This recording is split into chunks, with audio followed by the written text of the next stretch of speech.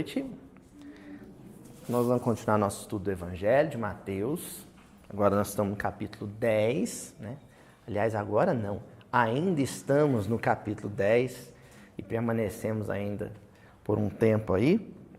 Naquela passagem em que Jesus começa a alertar os discípulos. Então, ele está enviando os discípulos em missão, mas dá umas orientações básicas. Aquela coisa de irmão mais velho mesmo, né? Olha, eu já trilhei o caminho que vocês vão trilhar. Os percalços são esses, os escolhos, os obstáculos são esses. E para contornar esses obstáculos, porque só a força bruta leva tudo no peito, né? A inteligência, e sobretudo a inteligência emocional, que está tão em voga, né? Ela contorna obstáculos, ela não entra em confronto direto. Então, Jesus dá dicas, orientações, para que os discípulos possam contornar esses obstáculos e multiplicar a lição, que é o mais importante. Então, Jesus ensina para os discípulos ensinam para outros que serão seus discípulos, e foi assim que a lição do Evangelho foi atravessando os séculos, os milênios, né? Já 2 milênios já, até chegar nos dias de hoje, e justifica, inclusive, essa reunião, justifica o registro do vídeo.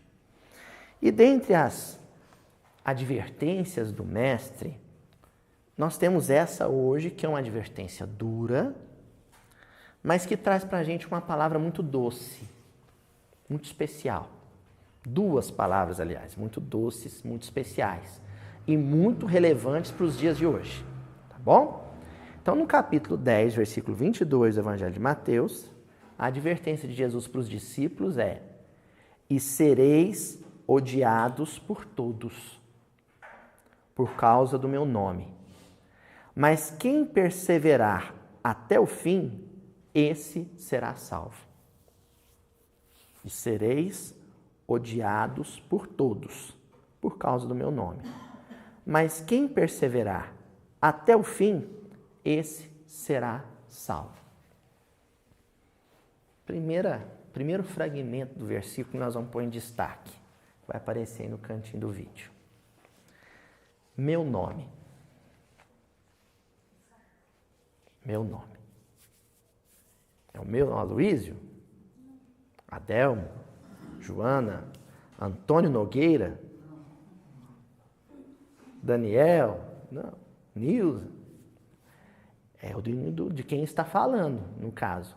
Quem está falando? Jesus. Então, ao colocar o fragmento meu nome em destaque, a gente põe em destaque o nome dele. E nós vamos começar a analisar o nome dele. Olha que curioso, hoje nós vamos analisar o nome Jesus. A palavra Jesus, né? Primeiro, a gente tem que desfazer um grande equívoco. Um grande equívoco.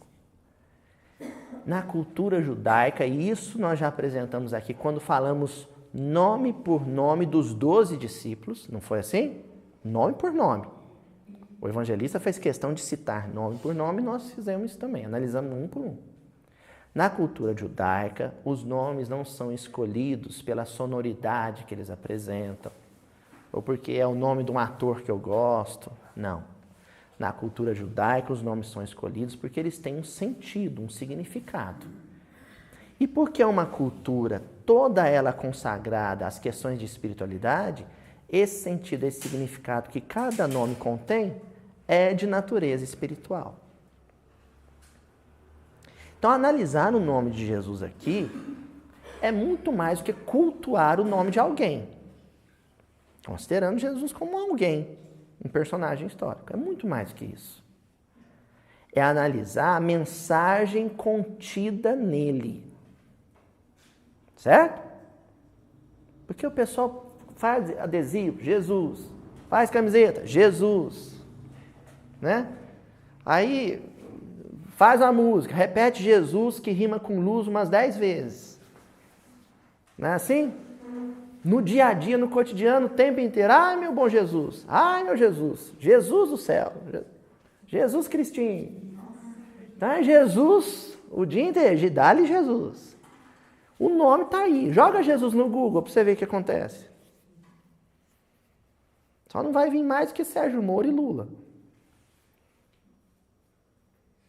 Mas vai vir muita ocorrência de Jesus. Jesus para tudo quanto é lado. As pessoas que usam e abusam, olha, usam e abusam, porque existe um abuso. E um abuso que decorre da ignorância. As pessoas que usam e abusam do nome Jesus, sabem o sentido contido na palavra? Possivelmente não. Senão não abusariam. Certo? Então, primeira coisa. Jesus, a forma, a pronúncia fonética que nós utilizamos em língua portuguesa decorre do grego Jesus, que por sua vez não é a pronúncia fonética original, já que Jesus não era grego. E aí a gente tem que ir lá no hebraico aramaico. Yehoshua ou Yeshua. Aí sim. Aí nós estamos falando o nome dele. Maria chamava ele de Yeshua. E o que significa Yeshua? Salvação. Literalmente salvação. Olha, o nome não foi a mãe nem o pai que escolheu. Foi a espiritualidade que já entregou o pacote completo. Ó, o Messias é esse aqui, vai ser o filho primogênito e o nome é esse, viu? Já deu o nome já. Salvação. O nome da criança será salvação.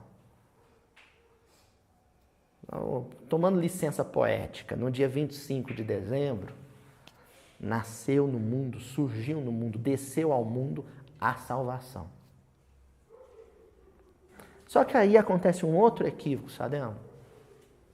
O sentido de salvação para o Ocidente, que é diferente do sentido de salvação para um oriental, sobretudo um hebreu daquele tempo. É diferente. Qual que é a coisa, o bem maior, aí a gente recorre até o pessoal do direito, viu, André? Qual que é o bem maior para o Ocidente? O Ocidente de tradição greco-romana. O bem maior é a vida. Certo? Não é isso, Adenão? O bem maior é a vida. Mas para o hebreu do século I, o bem maior não era a vida. E isso explica, por exemplo, a tragédia de Massada. O bem maior para o oriental judeu do século I era a liberdade. Não tinha nada mais sagrado que a liberdade. Então Moisés, Moshe, é considerado o primeiro grande salvador. Ele é um profeta salvador do povo hebreu. O que ele fez para merecer essa consideração e esse título de salvador? Quem lembra? Vocês não assistiram o Príncipe do Egito na Disney, Thaís? O que ele fez? Libertou o povo hebreu da escravidão no Egito. Então é mais que salvar as vidas, porque eles poderiam todos terem morrido no deserto Sinai de fome, desnutrição, insolação, desidratação. Não podia? Mas arriscaram. Por que arriscaram? Porque morrer no deserto, para eles, era melhor do que permanecer escravo no Egito. A escravidão era algo insuportável, intolerável para o hebreu daquele tempo. É isso que vai explicar, naquele tempo, na antiguidade, não confundamos o Estado de Israel moderno, contemporâneo, com a civilização hebraica antiga, já extinta. Então, o judeu moderno, ele descende de uma civilização antiga que não existe mais, a tal qual o Egito antigo também não existe mais. Então, esse pessoal, todas as vezes em que eles sofreram, passaram por um período de muito sofrimento, não foi uma peste que matou muita gente, igual aconteceu na Europa. Não foi. Todas as vezes em que a providência divina queria dar uma lição, o que acontecia com esse povo? Eles eram escravizados. Olha o cativeiro da Babilônia. Depois, período helenístico. Depois com Roma. E por aí vai.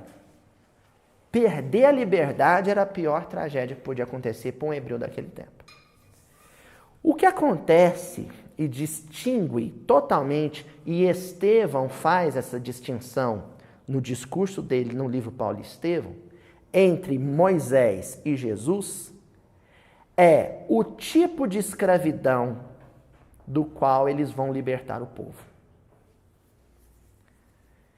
E esse paralelo entre Jesus e Moisés, gente, ele é constante no Novo Testamento. E quem não conhecer bem Êxodo, o livro Êxodo, boia nesses paralelos. Alguns deles eu já trouxe aqui, outros não. Mas vamos lembrar um bem conhecido que já é padrão, ninguém vai ter dificuldade de encontrar essa interpretação. Moisés transforma a água do rio Nilo em sangue como um primeiro ato miraculoso de libertação do povo, não é? E Jesus transforma a água em vinho nas bodas de Caná como o seu primeiro ato miraculoso para a libertação do povo. É simbólico isso, é altamente simbólico. Mas a ideia é essa, de libertação. Salvação, nesse contexto bíblico que nós estamos vendo, é equivalente à libertação. Jesus nasceu entre nós para nos conduzir, tal qual fez Moisés, num processo de libertação. Então, o Egito, que é a exiguidade, a estreiteza, né? Ó, estreiteza, divisão de vida, vai ser representado na vida de cada um de nós por algum vício. Algo me escraviza. E a presença do Cristo na minha vida tem um propósito de libertação. O que me torna escravo? Todo vício é escravidão. E só para azedar o mingau de quem está aí falando, eu não fumo nem bebo, graças a Deus, todo vício. Então, ó, falar mal dos outros é vício. Tem gente que é viciado, é compulsivo. Se o assunto for política, vai falar mal de alguém. Se o assunto for futebol, vai falar mal de alguém. Se o assunto for a novela, vai falar mal do personagem que nem existe de fato. Vai falar mal do autor da novela porque o final não foi igual ele queria. Se o assunto for religião, vai falar mal de alguém. Então tem gente que é viciado nisso. Tem gente que é viciado na truculência, sabe? Ferradura. Pei! Bom dia! O que tem de bom? Pei! Mas é dar coice o tempo inteiro. Patada que a gente fala, né? Patada de urso, viu, Renato? Slap! O tempo inteiro. Tem gente que é viciado em tristeza, melancólico. E aí, como é que vai, fulano? Tudo bem? Ai, a gente vai levando, né? Você lembra da hiena Wally, do desenho da Hanna-Barbera, né? Ó dia, ó azar. Tinha nada de bom. A gente que é viciado nisso, é algema, ferrolho, sabe? Está acorrentado, não consegue sair disso. Tem gente que é viciado. Oi? Tem gente que é viciado no comer, tem gente que é viciado no conforto, em geral. Comer bem, vestir bem, né? O tempo inteiro. Tem gente que é viciado no trabalho, é workaholic. Não é assim? Viciado no trabalho. Internet, tem gente que é viciada em internet. É, todos os vícios. Aí cabe a cada um fazer aquele autoexame e falar o que é um vício na minha vida. E eu vou definir agora vício da melhor forma possível. Vício é toda ideia fixa. Sabe quando você só fala de uma coisa, só pensa numa coisa, dia e noite sem parar? Isso é vício. Você é escravo disso. E o propósito do Cristo é te libertar. Aí eu separei uma liçãozinha aqui. Está no livro Ceifa de Luz, capítulo 16. Olha o título. Assunto de liberdade. Assunto de liberdade. E aí o Emmanuel vai comentar um trechinho, uma carta de Paulo aos Gálatas, capítulo 5, versículo 1. Paulo diz um negócio estrondoroso. Para a liberdade foi que Cristo nos libertou. Então aí tem poesia aí, né? Um joguinho, né? No original fica bem bonito isso, fica sonoro. Para a liberdade foi que o Cristo nos libertou. Permanecei, pois, firmes, e não vos submetais de novo ao jugo da servidão, da escravidão. Permaneceis firmes. É o lance da graça. No miudinho lá que eu gravei com meu amigo Luiz Marcelo, a gente falou da gracinha, falamos da graça. A graça é um negócio que Deus vai te dar, você merecendo ou não. Então, as lições do Evangelho, de palavras de vida eterna, a humanidade recebeu, uns porque merecia, outros porque não merecia. Mas recebeu. Todo mundo vai receber. Agora, o problema maior é o da conservação da graça, ou seja, permanecer naquilo. Sabe o regime da segunda-feira? É famoso, né? O regime da segunda-feira, Rogério. Meu amigo Rogério, um belo dia, ele falou assim, na segunda-feira eu vou começar um regime. E eu, na mesma época, falei a mesma coisa. Rogerão tá lá, ó, enxuto, magrinho. E eu tô aqui. Daqui a uns dias não cabe na câmera, né? Porque o Rogério permaneceu no propósito. Eu não. Eu fui inconstante. Olha que coisa bonita que Jesus fala de João Batista, né? Quando eles vêm falar, ó, tem o seu primo lá, o João Batista, tá doidão lá no deserto, gritando, arrependei-vos. E aí Jesus fala assim, o que fostes ver? O que vocês pensam que foram lá ver? Uma cana sacudida com o vento? Isso é bonito, porque tem gente que é que nem capim, que nem cana, sabe? O vento sopra para cá, pende para lá. O vento sopra para lá, pende para o outro lado. É inconstante. Sabe o João Bobo, que é boneco? E Jesus falou, o meu primo, que vocês estão chamando de doidão, é um cara de opinião. É um cara que apostou num ideal de vida e vocês podem cortar a cabeça dele que ele não vai mudar de ideia. Aconteceu. Essa opinião, essa firmeza no propósito da libertação, da liberdade, do não se escravizar a nada, nem à vida física, porque o medo da morte é escravizar-se à vida física. Esse medo que a gente tem da morte, que a gente não pode confundir com o instinto de conservação. Ir ao médico, ir tomar um remédio, se alimentar bem, isso é instinto de conservação. Agora, viver paranoico com a ideia da morte, isso é escravidão também. Quem consegue se libertar disso, por exemplo, com a doutrina espírita, a crença na imortalidade da alma, na progressão dos espíritos em escala evolutiva, você tem que permanecer firme nisso, mas a gente vacila, oscila. Está firmão no centro, cantando a aurora.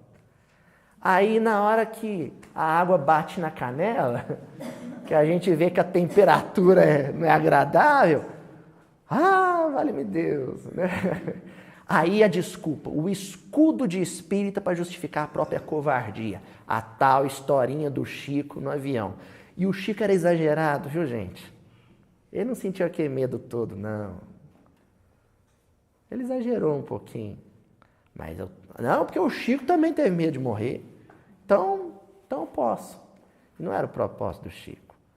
O propósito do Chico, né, ao contar a historinha do avião, é dizer, eu sou humano, numa época em que as pessoas estavam querendo endeusar ele. E ele contou aquela história para dizer, eu sou igual todo mundo. Mas não era para justificar medo da morte. Né? E aí o Emmanuel vai comentar essa passagem dizendo assim: Jesus unicamente obedeceu às leis divinas, fazendo o melhor da própria vida e do tempo que dispunha em benefício de todos. Qual que é o caminho da libertação? O da obediência. É simples assim. Como é que eu me liberto da mágoa? Obedecendo o mandamento. Amai os vossos inimigos. Então existe um mandamento. Se eu obedeço o mandamento, eu me liberto da mágoa. É fácil? Não. A travessia do deserto Sinai foi fácil? Não foi. É uma jornada do cativeiro para a liberdade. Uma jornada. Você não pode se acomodar na escravidão. Então o caminho é o da obediência. O que Jesus fez do berço à cruz foi obedecer. Não obedeceu homens. Ele afrontou a autoridade do mundo. Obedecer a Deus. Quem obedece integralmente a Deus é integralmente livre. Desobedeceu a lei de Deus, se escravizou alguma coisa. Mas o que diz a lei de Deus? Tem que estudar, tem que vir toda quarta-feira, tem que se os vídeos, tem que estudar, para compreender bem. Mas não só. Então, o primeiro, conhecer o que está dito na lei divina, o que consiste a lei de Deus. E um detalhe que a gente está conversando hoje, antes de começar a reunião aqui. A lei de Deus se encontra num romance do Guimarães Rosa, a lei de Deus se encontra num episódio do Chaves, a lei de Deus se encontra no Alcorão, a lei de Deus se encontra no Livro dos Mortos tibetano. A lei de Deus se encontra numa obra de Nietzsche.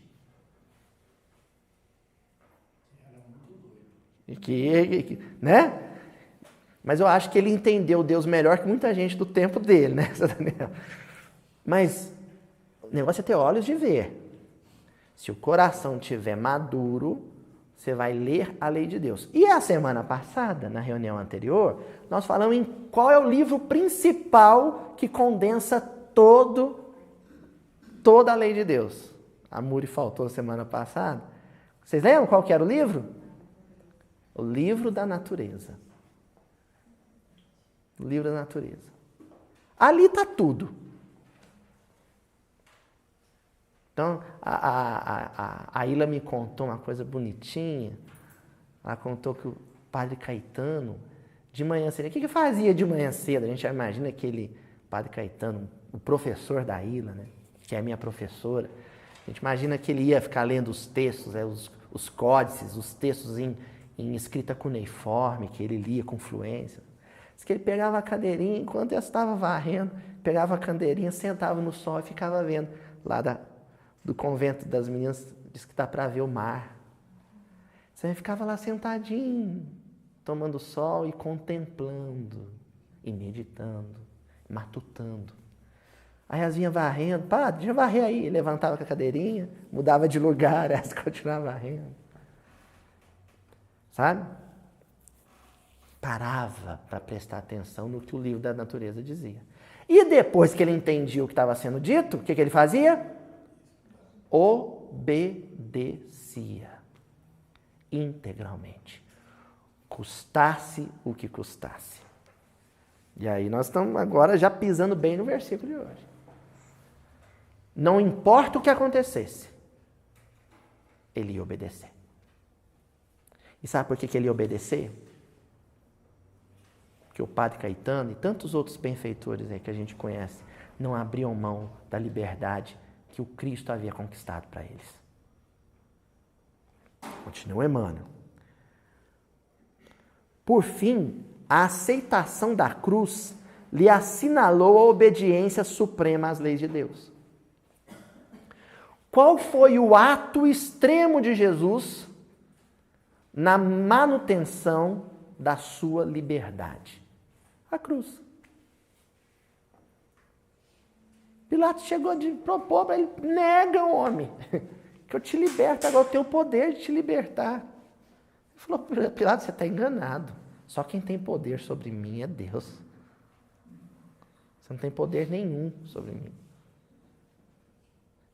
Tipo, trocando em miúdos, eu estou sendo crucificado porque eu quero. Não é porque você ou alguém vai me condenar. É porque eu quis. E eu quis porque eu não abro mão dessa liberdade. A liberdade de viver o amor. E fecha, Emmanuel. Pensa nisto e compreendamos que o Cristo nos ensinou o caminho da libertação de nós mesmos. Meditemos na lição para não cairmos de novo sob o antigo e pesado jugo de nossas próprias paixões. A pior escravidão é quando eu sou escravo de alguma coisa que está dentro de mim. Olha que desafio que nós temos nas nossas mãos. Nos libertarmos de algo que está aqui dentro. Se libertar de uma mágoa, se libertar de um apego, se libertar de uma paixão, se libertar dos familiares, amando-os, mas não se apegando a eles. E assim, tem coisas distintas, né? Aí acontece alguma coisa, uma coisinha na minha vida, aí minha mãe chora. Aí eu falo, mãe, por que você está chorando? Ah, meu filho, porque eu sei que está passando por isso. Eu falei, mas muita gente está. Hoje eu falei com ela, assim, mas muita gente está passando por um monte de coisa. Uma história legal, que eu acho bacana do Chico. O Chico faleceu o irmão. Aí depois que faleceu o irmão, a esposa do irmão ficou viúva lá com 14 filhos. O Chico lá tinha os seus 14 sobrinhos. Aí o Chico virou o pai, né? Ele adotou os sobrinhos. Aí na hora que ele adota os sobrinhos para ajudar a cunhada entra em processo obsessivo, é internada no sanatório. Aí o Chico chorou.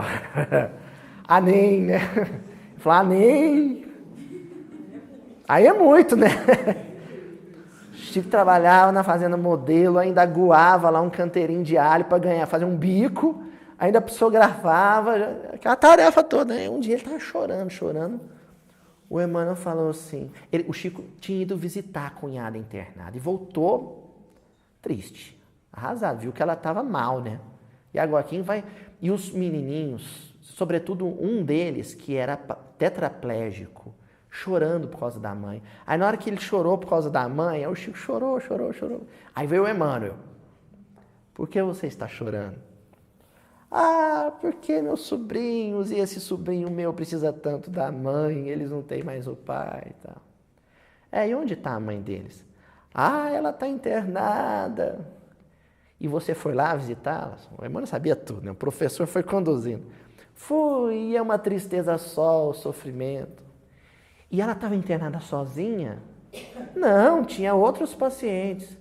Ah, e os outros pacientes eram de outras famílias? Era. Pois bem, Chico, eu tenho uma coisa para dizer para você.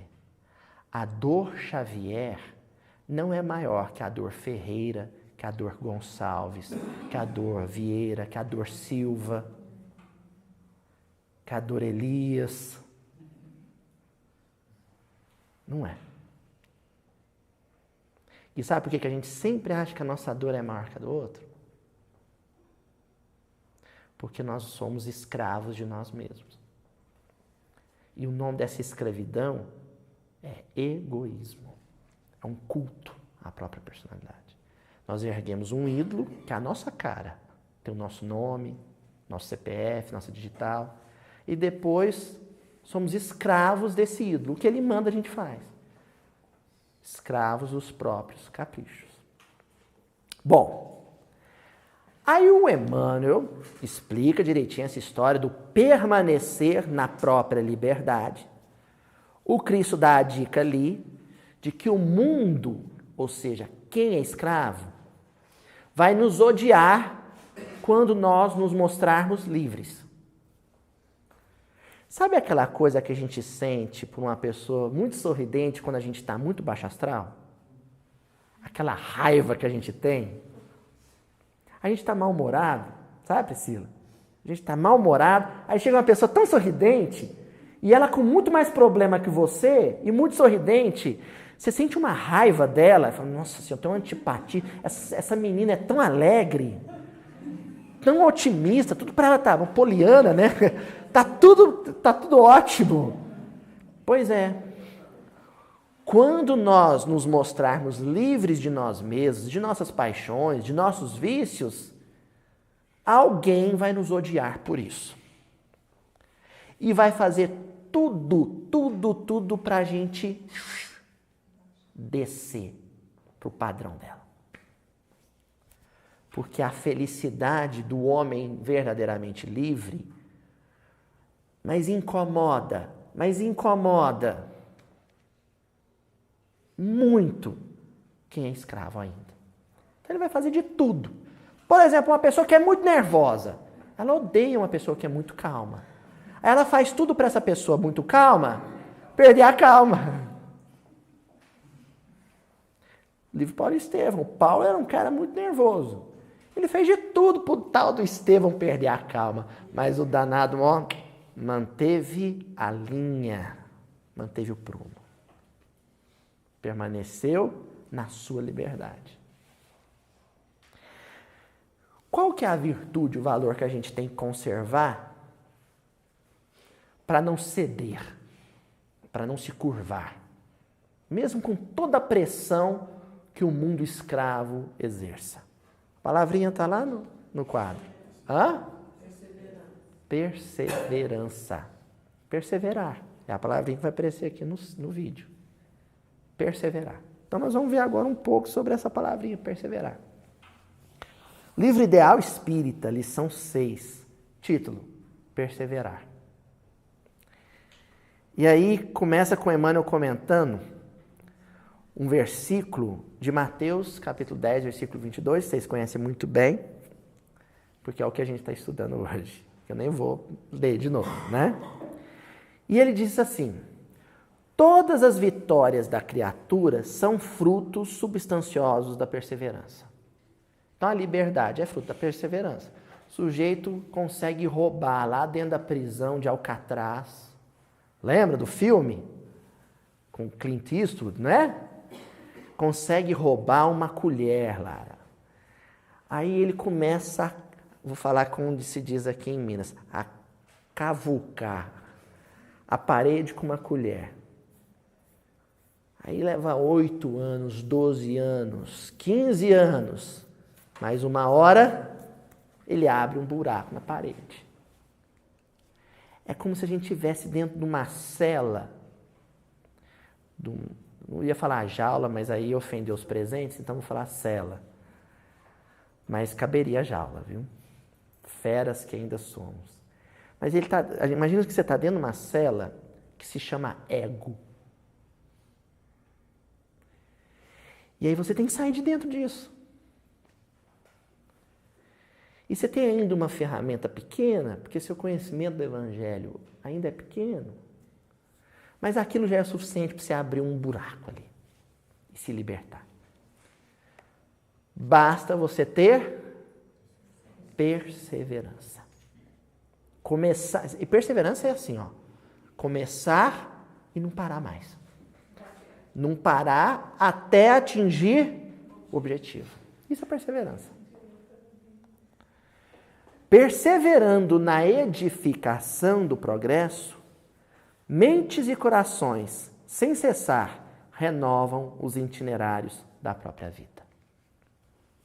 Aí nessa frase, o Emmanuel vai distinguir a perseverança do sujeito que quer arrombar o cofre e roubar milhões e a perseverança do cristão, que é a palavra edificação. Enquanto o malfeitor persevera na destruição, o benfeitor, aquele que faz o bem, persevera na edificação. Essa é a diferença. Muda o sentido. Por que a palavra conversão aparece tanto no livro Paulo e Estevão? Porque é o que acontece com Paulo. A energia que ele aplicava e a perseverança que ele punha em prática, Sadel, foi o mesmo. Quando Saulo e quando Paulo. Mudou o sentido. Ele estava indo numa direção, mudou o sentido. Conversão. Toda aquela energia, aquela disciplina, aquela determinação, aquela garra que ele tinha no judaísmo ortodoxo, o judaísmo fanático, depois ele aplicou no cristianismo. Por isso que é o vaso escolhido. É tipo assim, você está assistindo lá a televisão, aí por infelicidade você para naqueles jornais, o canal, naqueles jornais que só fala de crime, sangue e quem foi preso. E o apresentador xinga a tia, a avó do bandido. Xinga todo mundo. Aí você para naquele canal por infelicidade. Aí mostra o sujeito tentou arrombar o mesmo carro 10 vezes. Um dia ele conseguiu. Se você entrar na faixa negativa do apresentador, você vai fazer, é um bandido miserável, tem que, sabe, passar com o carro em cima das mãos dele. Agora, se você tiver a predisposição do Estevão, você vai dizer, esse sujeito daria um parecer e tanto lá na sopa. Porque se ele insistiu tanto até roubar esse carro, esse sujeito ia na primeira sopa, ia na segunda, na terceira e não ia parar mais. Ia fazer sopa o resto da vida. No miudinho não ia parar mais. Esse sujeito, enquanto ele não visse uma família sair de uma condição de miséria, ele não ia descansar. Aí é os Wagner Moura da vida, né? Que vai para Moçambique e revoluciona um país. Então, a perseverança ela é a questão de direcionamento. Já está no sujeito, já é uma virtude mal direcionada. Ajustar o foco. Né? E a direção. Aí o Emmanuel pega e diz assim, asila-te na fortaleza da fé viva, lembrando que os transes que te visitam, os terremotos que sacodem sua casa, sua vida, por mais profundos e desconcertantes, têm limites. Um dia acaba, um dia passa. Tudo passa.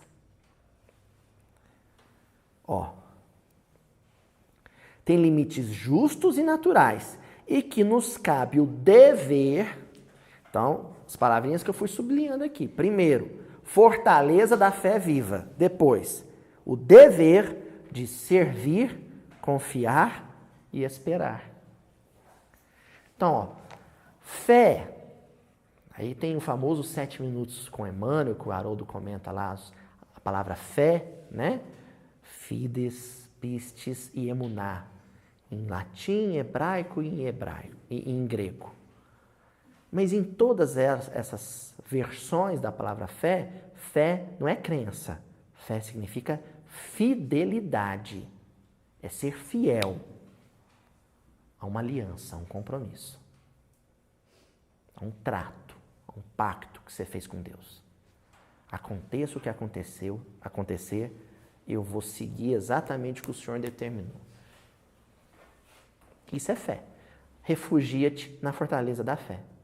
Lembra dos compromissos que você tem com a espiritualidade? Aquelas promessas todas que a gente fez antes de reencarnar? Busca elas lá no inconsciente.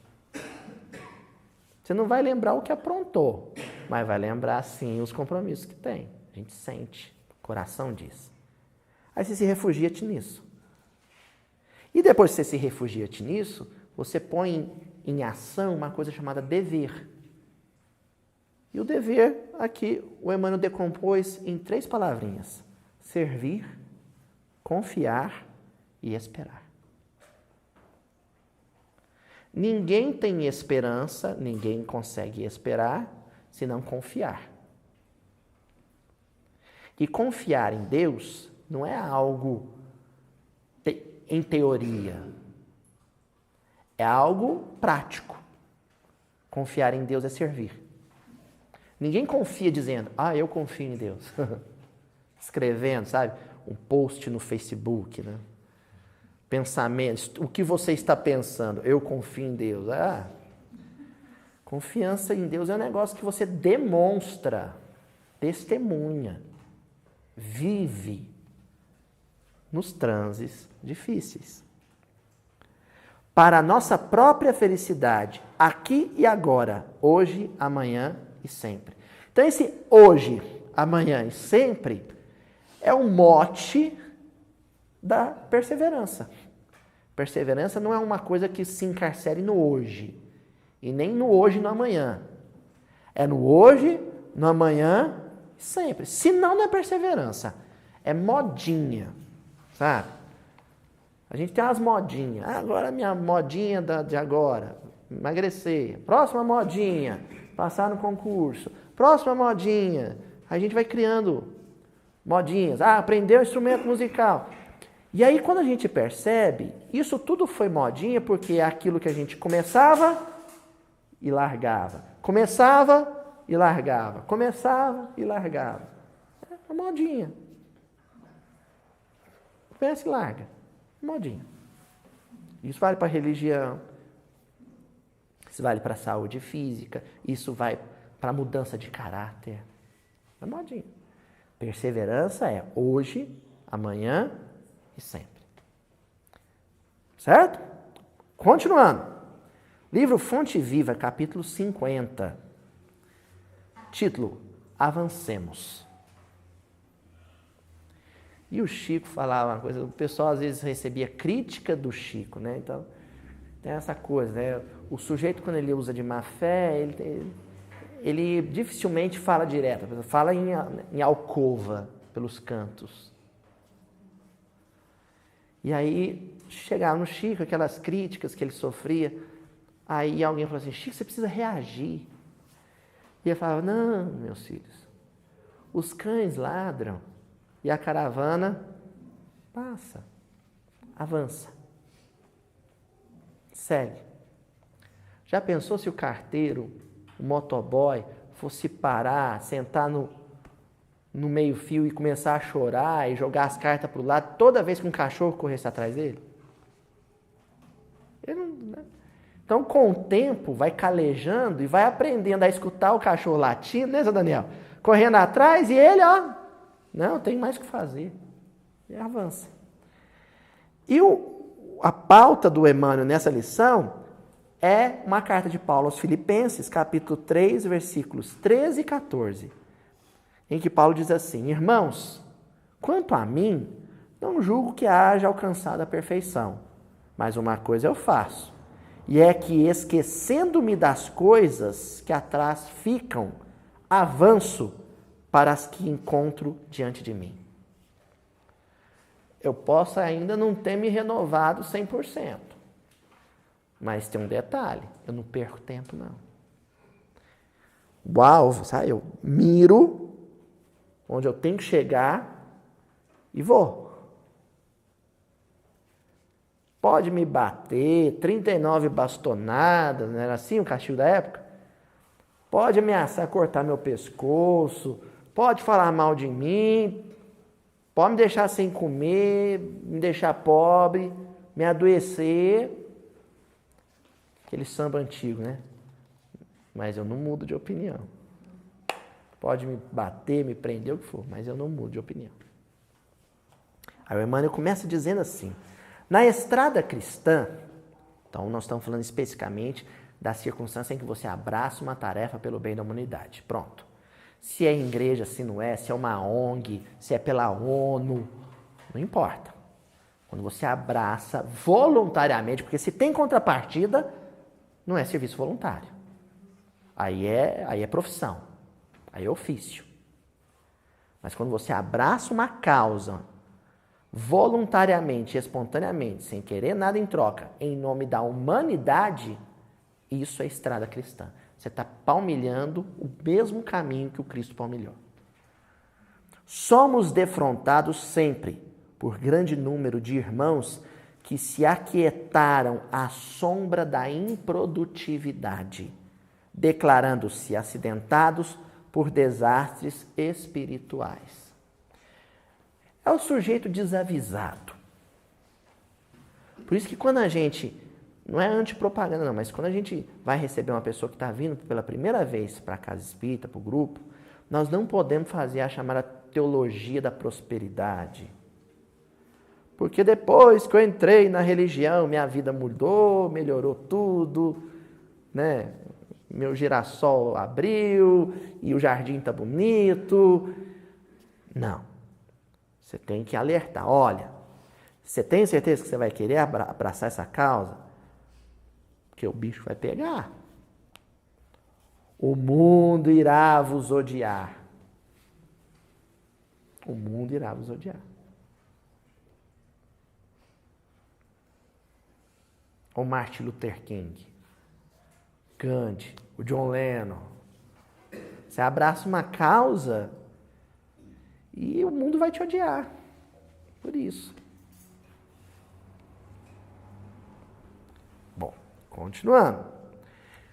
O que o Emmanuel destaca aqui é o sujeito que no primeiro vento, nem vamos falar vento, a primeira brisinha de dificuldade, e abandona. Primeira prova, primeiro teste, primeiro abacaxi que ele for descascar, ele abandona. E volta para a comodidade dele. Declarando-se acidentados por desastres espirituais. Então, veio um caminhão e me atropelou, né? Problema moral. Problema com o filho, um problema com a esposa. Esqueçamos todas as expressões inferiores. Vamos parar de queixar do dia de ontem e avancemos para os dias iluminados que nos esperam. Então você tem duas escolhas. Ou vai ficar remoendo aquele teste, aquela dificuldade que você viveu, ou você esquece aquilo, foca no que você tem que alcançar e segue. Aponta para a fé e rema. Tem uma letra, uma música bonita que fala isso, né? Aponta para a fé e rema. Não importa o que aconteça. Oi? E mesmo se o vento, a correnteza estiver contra, Tonzinho, essa é a ideia. Você continua remando. É a filosofia da Dory, lá do Procurando Nemo. Vocês lembram? Continue a nadar. Continue a nadar. Continua a nadar, a remar. Eis a essência de seu aviso fraternal à comunidade de Filipos. Centralizemos nossas energias em Jesus e caminhemos para adiante. Olha, uma coisa bonita que acontece no livro Paulo e Estevão, que está descrito em Atos dos Apóstolos também. Chega um momento, o Paulo foi avançando no território do Mediterrâneo, na Ásia Menor, cidade por cidade, evangelizando, chegou pronto. Agora, daqui para frente, é a Grécia. Aí é a península. Mas não tem um tostão. O Paulo não falou, então vou voltar para trás. Não, vou a pé. Vamos ter que ir. Alguma coisa vai acontecer. De repente eles olham para um boteco lá. Quem estava tomando um café lá, gente? Isso é licença poética, viu? Quem estava tomando um cafezinho lá? Ó o Lucas lá, ó. Ó Lucas. Mas assim, né? Na finesse. Paulo chegou e falou assim, é o seguinte, Lucas, que bom te encontrar, meu amigo. Eu preciso atravessar aqui o mar, quero chegar na Grécia, mais precisamente quero ir para Macedônia e não tem um tostão. Você não me arruma um troco aí, não? Não adianta um aí, não. E o Lucas, que coincidência, eu também tô indo para lá, vamos junto. E vai. Olha, frase do André Luiz, que minha avó, um tempo atrás, ela escreveu e pôs em cima da máquina de costura dela. Que às vezes ele ia fazer enxovalzinho para as crianças, faltava flanela, faltava linha, faltava as coisas e ela não tinha um tostão. Aí eu lembro de ver, você vai lembrar disso. Anotado assim, se deseja servir, Deus lhe fornecerá os meios. Agora, se você não deseja servir, Ele não vai fornecer nada.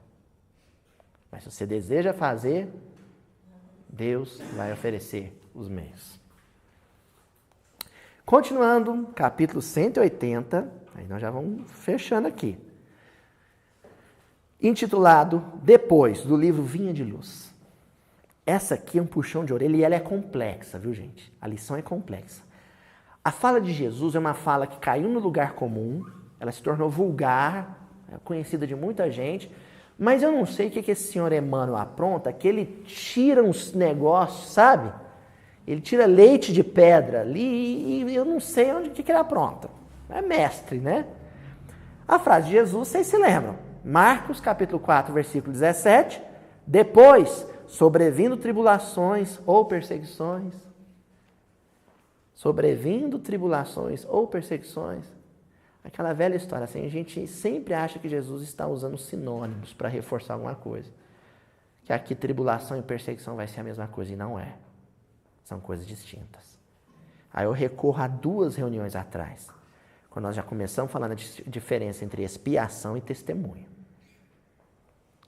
Entre a dificuldade que se atravessa porque está se reeducando ou resgatando um débito kármico e aquela que você atravessa inocente.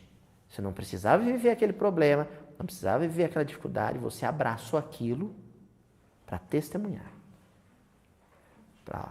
A diferença entre sofrer para aprender e sofrer para ensinar. Aqui tem essa diferença. Então vamos lá. Vou ver o que o Emmanuel apronta com isso aqui. Toda a gente conhece a ciência de começar as boas obras. Todo mundo sabe começar com entusiasmo, começar entusiasmado. E lá na parte das dissertações, no livro dos médiuns, dos espíritos, mais no final, e tem uns comentários de Allan Kardec, também tem uma coisa que eu acho genial, Kardec fala. Ele diz assim, qual é o maior adversário da doutrina espírita? A gente lê, a princípio você acha, é o adversário de outra religião, ou o materialista. Aí Kardec diz que o maior adversário da doutrina espírita é o espírita exaltado, afoito, entusiasmado, sabe? Eufórico demais. Vamos fazer, vamos fazer, vamos fazer.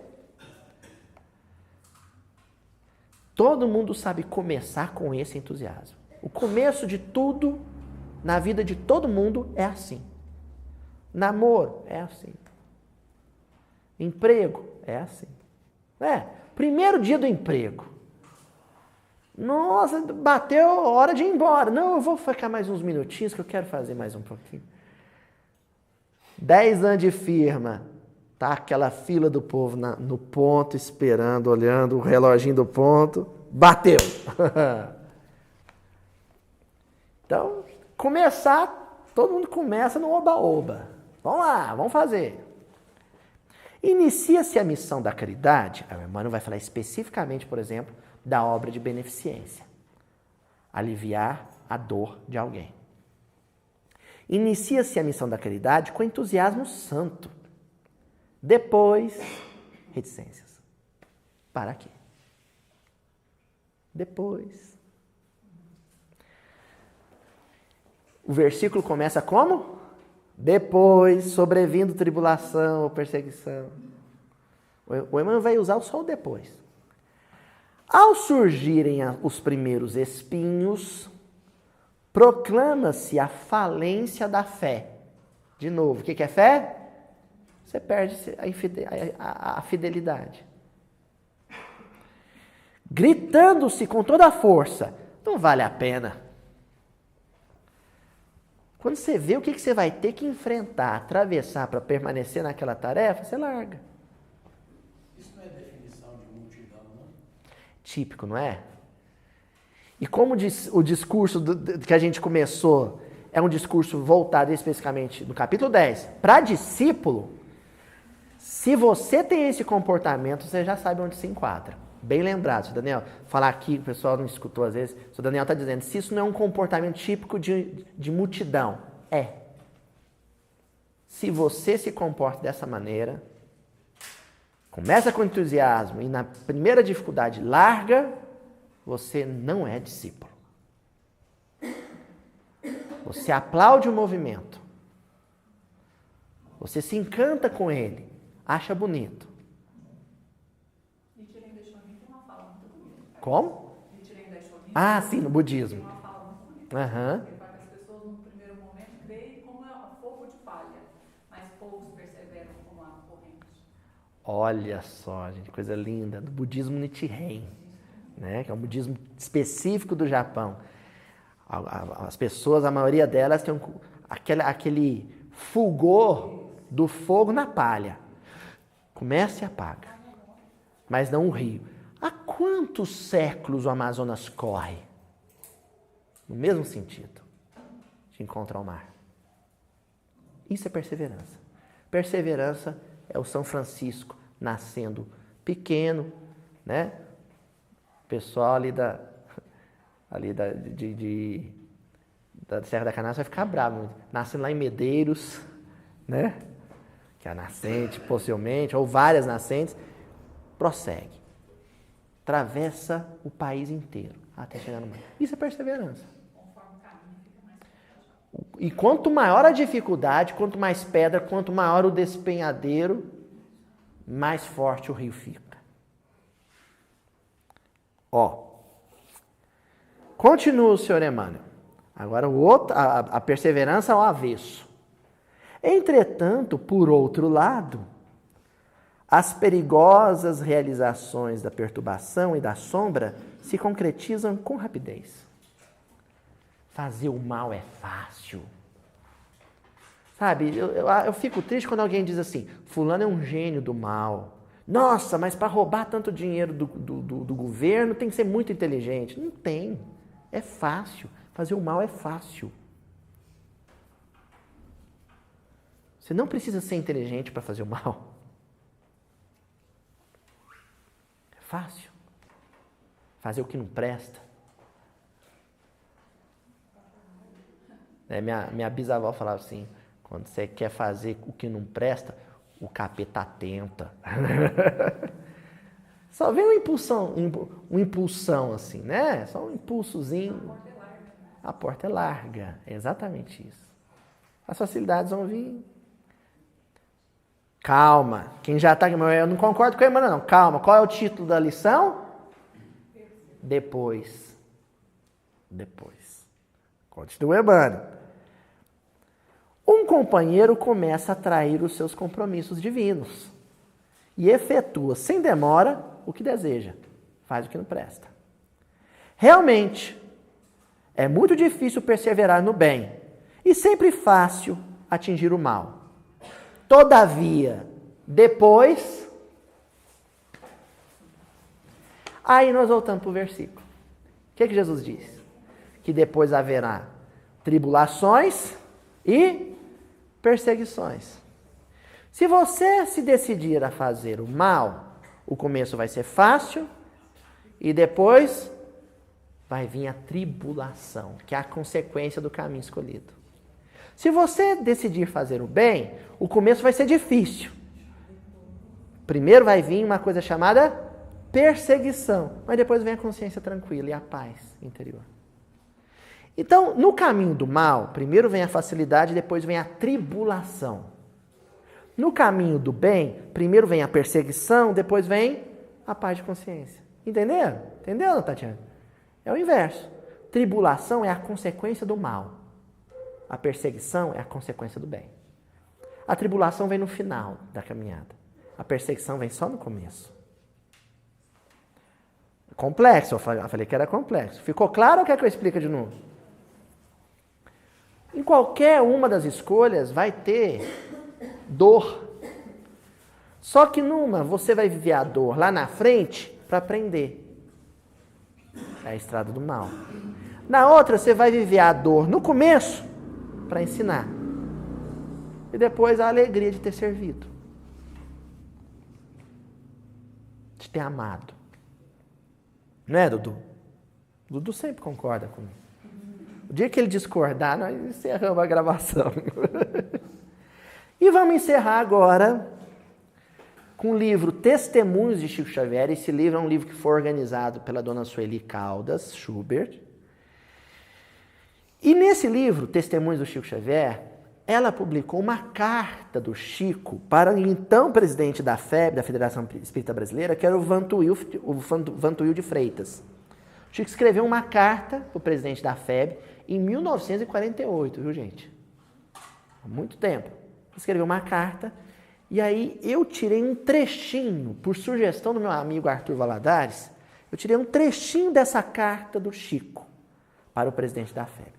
O assunto da carta era justamente os companheiros que abraçavam tarefas de responsabilidade, chamavam os veteranos para ajudar, depois no auge da tarefa, quem teve a ideia largava e o veterano tinha que tocar ela. Vocês já viram isso? Acontece isso com vocês? Acontece, vó? O novato entusiasmado, vamos fazer isso. Aí o veterano, tá, vou te ajudar. Aí depois o novato larga e o veterano fica com abacaxi para descascar. Também pode acontecer o contrário, gente. Um veterano abraça uma tarefa, depois ele acha que está cansado, larga, e o novato que foi ajudar assume no lugar dele. Também tem isso. O inverso pode acontecer. Mas sempre tem aquele que não vai até o fim. E aí o Chico diz assim: começar é fácil, continuar é difícil. E chegar ao fim é crucificar-se. Diz o nosso Emmanuel para designar uma tarefa cristã.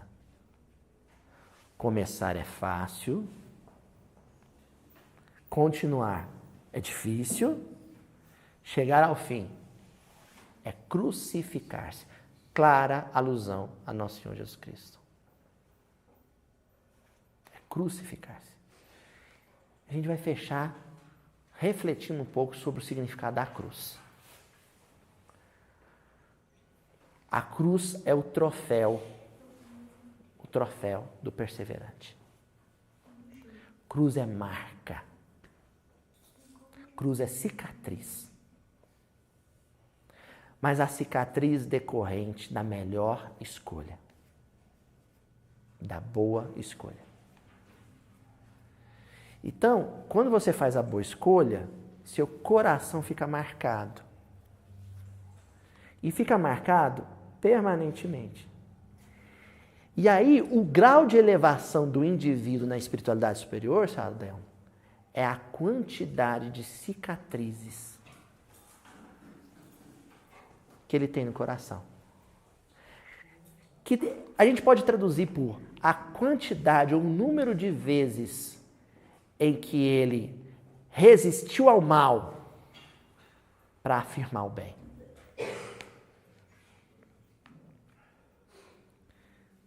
Entendeu? Então a gente vai contabilizando a coisa assim.